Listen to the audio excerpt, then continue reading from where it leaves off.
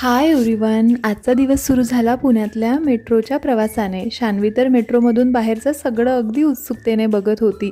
पहिल्या दिवशी आम्ही गेलो पुण्यातल्या फेमस दुर्वांकूरमध्ये. तिथली थाळी खरंच खूप टेस्टी होती आणि मला स्पेशली मोदक खूपच आवडला.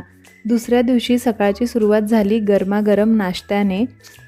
त्यानंतर मी माझ्या भावाकडे गेली होती आणि मग आम्ही सगळे मिळून निघालो दगडूशेठ गणपतीच्या दर्शनासाठी. माझे आई, बाबा, मी आणि शान्वी आम्ही मेट्रोने निघालो होतो. माझा भाऊ आणि वहिनी यांच्या ऑफिसमुळे ते थोडं लेट आम्हाला जॉईन करणार होते आणि थोड्याच वेळात आम्ही दगडूशेठ गणपती मंदिरात पोचलो आणि मनापासून बाप्पाचं दर्शन घेतलं.